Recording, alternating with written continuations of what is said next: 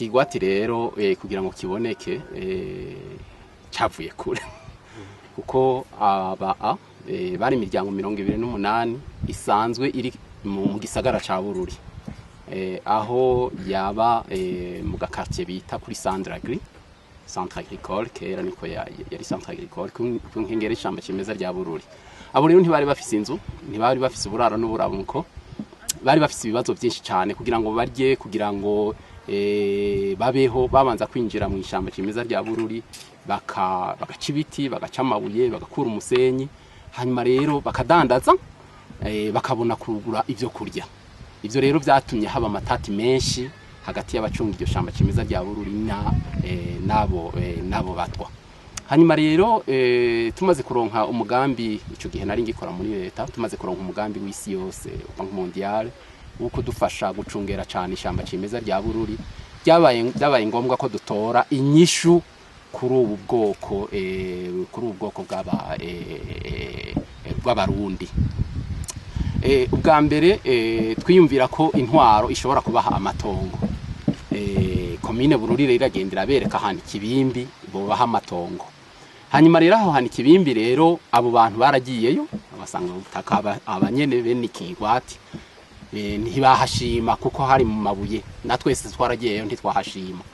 Haraba rero ikibazo ndetse harabicubaka kibi kubera ko amatongo yabo adashoboye kuboneka. Ico gihe rero ndetse byarabaye novuga nabi kuko iyo nkuru yuko abasanga butaka badashoboye kuronka amatongo kandi bariko barabashira ahantu mu bitandara vy'amabuye, iyo nkuru yarashitse muri Washington muri Banki Mondiale. Baca rero bararunga ikintumwa yukuraba yuko ivyo kuri ari byo mu karere projet yabo ikoreramwo hariho abantu babangamiwe. Niho rero twiyumvira turaje inama n'aba basangwa butaka ababene ikigwati, hanyuma rero turatora inyishu. Iyo nyishu twiyumvira ko ari ukubashira mu bikorwa bitandukanye byo gucungera ishamba cimeza rya Bururi. Muri uko kubibashiramwo muri ivyo bikorwa ndasaba abariko baradufata mu mugongo ko baha agashahara gasa nakisumbuye ku munsi. Baranyemerera rero ndasaba ko babahemba ku munsi 4,000. Muri ivyo 4,000 bakabicamwo kubiri kubera ko batari bafise uburaro n'uburamuko. Ndabasaba ko ku munsi 2,500 babitahana, ariko kandi bakaca babika 1,500. Aba rero turaje inama baca baruguruza ikonte yabo muri BBCI bazohora bacisha ko amafaranga. Baremera baruguruza konti imwe kandi ari abantu 53 bakora ico gikorwa. Turabashira rero mu bikorwa bitandukanye, ku munsi bagatahana 2,500, ku munsi umwe wese akabika 1,500. Kubera bakora ari 53, ku munsi baziganya ibihumbi bishika hafi 79 ku munsi. Inyuma y'amezi 12 bari baziganije imiliyoni 19.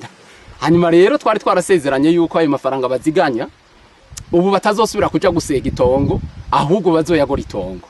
Bongene rero baca baratohoza iri tongo bararyumva, baca bagura amahektare 3 n'ibice 20. Hanyuma rero bamaze kugura iryo tongo ayo mahektare 3 n'ibice 20 hari umva bayaguze miliyoni 15. Hanyuma hasigara miliyoni 4. Miliyoni 4 baca bazigura ibiti, batangura kubaka. Baziguze ibiti bagura n'imisumari, baca barakwega n'amazi ya kijambere barayafise muraza kuyabona. Hanyuma rero iyo nzu baca batangura kubaka ivyatsi mugabo zisubiriye twatururi menga n'ivyari vy'inyoni babamwo. Hanyuma nca nongera ndegera abadufata mu mugongo, haraboneka amadolari 22,000. Ivyo madolari 22,000 cya turasezerana yuko ayo madolari ni nk'imiliyoni zari nk'imiliyoni 45. Ayo mafaranga agura amabati, akagura imyango, akagura amadirisha, hanyuma agahemba n'abafundi, akagura n'isima imifuko 8 kugira ngo izo nzu zikomere. Nabo agashiramwe amaboko bagafyatura ayo matafani bo bayifyaturiye, kandi bo babaye aba aide binzi nzu zabo. Hanyuma rero ya mafaranga rero akoreshwa, izi nzu ziraboneka uko muzibona zisa, hanyuma barazinjira baranezerwa.